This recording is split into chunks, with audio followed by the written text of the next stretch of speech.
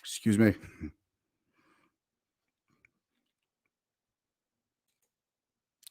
Hello there.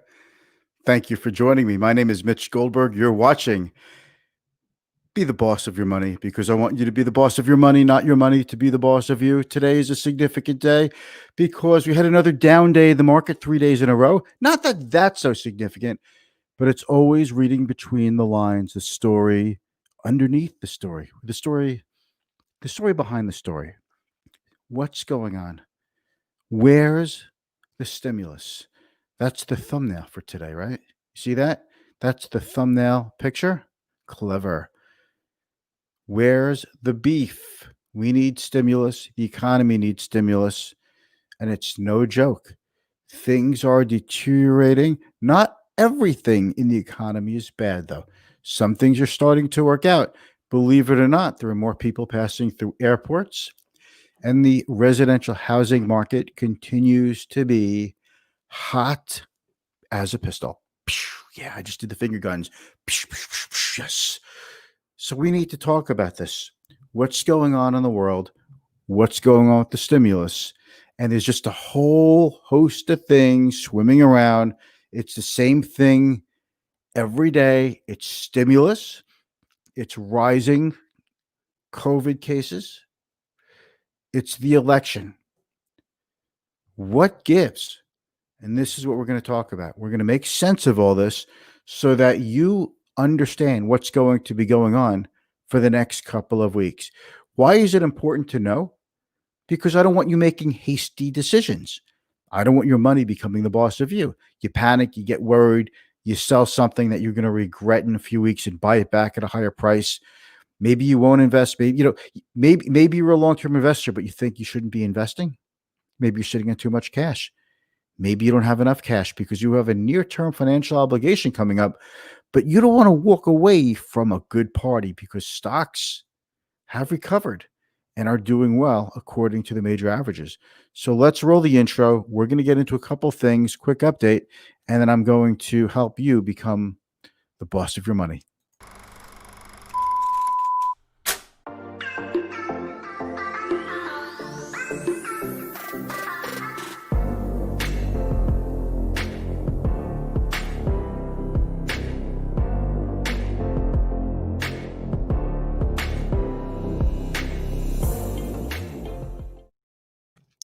And we're back. Thank you very much. I really appreciate you joining me. My name is Mitch Goldberg. I'm a financial advisor with the wealth management firm Client First Strategy. You're watching Be the Boss of Your Money. It's my live stream podcast. I do this every Monday through Thursday. We talk about personal finance, investing tips, business talk, and other pertinent topics that have something to do with your money or you becoming better with your money. Now, how does the lack of a stimulus plan and everything going on now affect your wallet?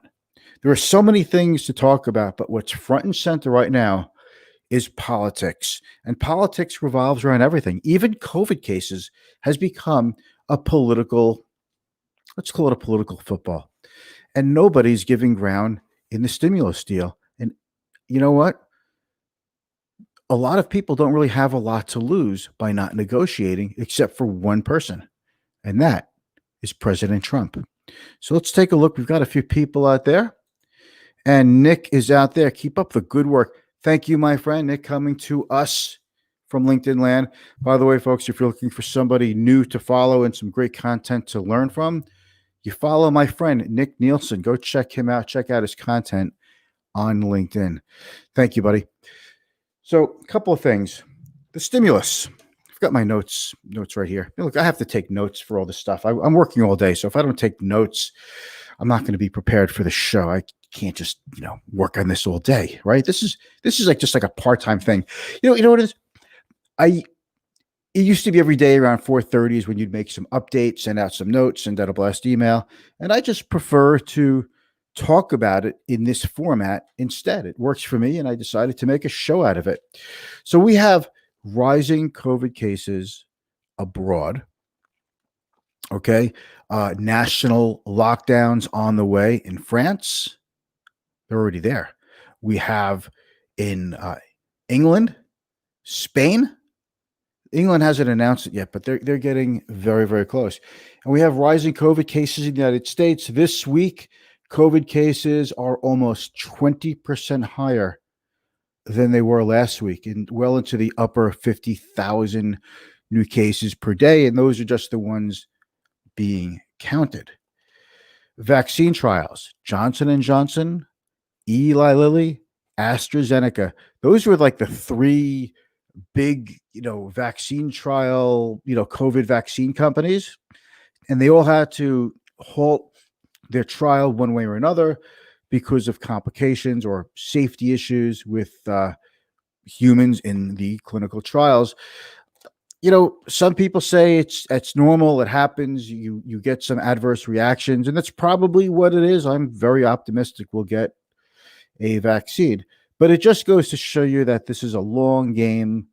It's a lot of ups and downs. I mean, a few months ago, we heard news from companies like Moderna and these other companies that said, hey, vaccine trials are going very well and we're seeing really good results in a limited number of patients. But there's a reason why you do large scale clinical trials, and it takes time. And as much as we want to rush it, it still takes time. Some of these big trials are still not able to enroll enough people. So there's a lot going on with that. All right. Employment. And this is the big indicator. We have almost 897,000 people filed just last week for unemployment claims. Just last week, just about 900,000 people.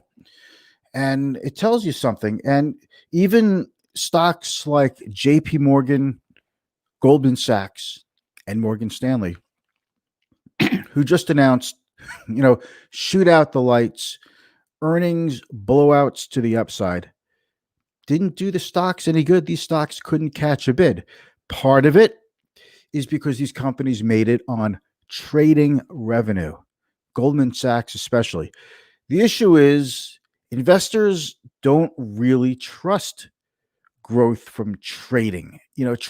Good trading and bad trading, these things come and go. We could have really good trading revenue and then it goes away. It's not reliable, not like wealth management. So it's not really held in as high a regard as, making more money from net interest margins for big commercial banks or wealth management from big money management firms. This is why a company like BlackRock, who recently came out with decent numbers, went up and stayed up, but not these. Trading revenue is not something that investors really love. They just don't consider it reliable. What else? Okay. The election. Yeah. I mean, through it all, it's the election. I mean, you can't really talk about anything without the election. By the way, who else is out there? Jerry. Hey, Jerry. Hey. Good to see you, my friend. Thank you very much. You are such a good guy. Jerry, coming to us from Facebook land. Yes, thank you, Jerry, for coming in and joining us. Okay. Thank you, buddy. So we have all these things going on. And how is it going to be here? Like, we're starting to see surges, not just in states that weren't originally impacted by COVID cases last March and April. Now we're seeing those states go through a resurgence. It's happening in New York. It's happening in New Jersey. And, it's like, here we go again. Dr. Fauci says that herd immunity, the whole concept, is dangerous. And now what we're learning is people can catch COVID twice. So is there really such a thing as herd immunity, or do we have some herd immunity? So these are the things that are making investors nervous. But, there's only one thing that could make investors feel better. There's only one thing that will make economic participants feel better. The poverty rate, the amount of people in poverty, according to a study by Notre Dame and another organization, said that something like millions and millions of Americans have fallen into the ranks of poverty. in just the last few months. So what's happening here? We had, after the plunge in March national shutdown, we had the CARES Act. Trillions of dollars pumped into the economy. That took care of the $600 federal unemployment benefit that people were collecting in addition to the state unemployment. We had all these things going on. A lot of money being spent, airline rescue, et cetera. And we had this V-shaped recovery in the stock market, and things all of a sudden started looking better for the economy. And it's wearing off. And unfortunately, we had that 8 to 10 week, let's say even 16-week time frame when the CARES Act stepped in and paid for everything, like literally paid for the economy for a few months. We had a chance to squash the virus, wear masks, social distance. It wasn't done. And so here we are again. I wonder if it's even worth another stimulus package. Will people behave any differently? The idea with the CARES Act was to give everybody a chance to stay at home while we take care of the virus. And I think there was a lot of optimism that we would see an improvement in virus numbers in the summer and it would go away. And then we'd have a vaccine. We're in the fall. Virus is picking up again. Vaccines seem further away, certainly not before the election, which is only 2.5 weeks away. So what's going to make people feel better? It's stimulus. And again, folks, I don't want to come off and say everything in the economy is terrible. There are pockets of strength. You have to look for them, but okay, they're there. It happens to be dominated by technology, which is why the market's up so much, because big tech stocks go up. They have a bigger impact on the stock market because they're bigger. The bigger you are, the bigger your impact. So that's another thing. So the recovery after the CARES Act is fading. It's dying. And it's going now pretty quickly. And, you think about all those people with 3 to 6 months of savings in the bank, they've gone through that. You think of all the people with no savings in the bank. Well, there's nothing to go through. So what do you want for the economy? Do you want the economy to pick up? You can spend the money. You can get the money. Where? You have to borrow the money. Should you borrow the money now? Well, I think with interest rates on the 10-year Treasury that are so low, that yes, now is the time that you want to borrow the money. If there are investors who are willing to pony up. Just getting the 10-year is 0.74%. While Congress has been dithering over a stimulus package, the 10-year was in the 0.6 range. Well, I talked about this like 2 weeks ago. They should do it now before the 10-year yield goes up, but it's going up now. Now it's 0.73%, so it's 10 basis points higher. Maybe they'll wait till the 10-year Treasury is paying 80 or 90 basis points, but that can happen pretty quickly. All right. So the only thing that could help us right now is another stimulus package. The Democrats originally proposed the HEROES Act for a little over $3 trillion. They've come down to $2.2 trillion, a whoppingly high, just stunningly high number. The Senate Republicans are at $500 billion. The White House is at $1.8 trillion. But now the White House says they're willing to come up and they're willing to put stronger language in the stimulus bill on how the money is spent in terms of testing, for COVID and healthcare, things like that. So, but McConnell said, no way, we're not agreeing to a big number like that. So you're going to need at least a few Republican senators to flip and vote with Democrats to get a stimulus package on the president's desk that the president could sign. Now, with 2.5 weeks left and a lot of time being taken up by the Supreme Court judicial process for Judge Barrett, it was Amy Coney Barrett, right? So there's really very little time for anything to happen. And you have to believe that if there's a change in power in the Senate and the White House, that it's basically a lame duck everything until next January. And I don't know if anybody's going to even want to pass a stimulus package and do something and give it as a gift to the next administration and to the next group who is in control of Congress. So we do need the stimulation. Who's winning the negotiation? Well, the Democrats seem like they're winning. They're sticking to their guns.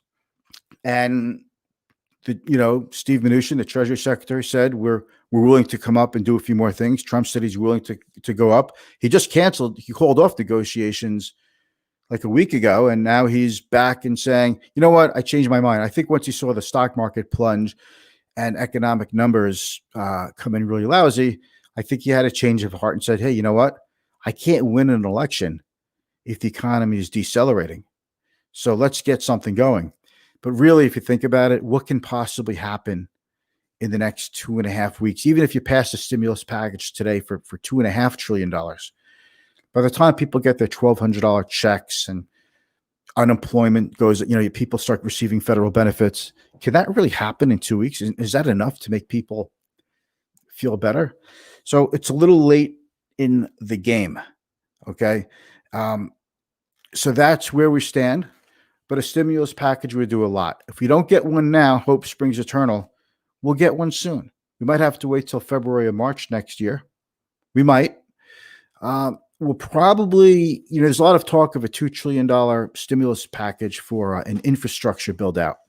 That's a lot of jobs, a lot of materials, a lot of people going to work. And believe it or not, there are a few whiffs of inflation in the producer price index number that just came out.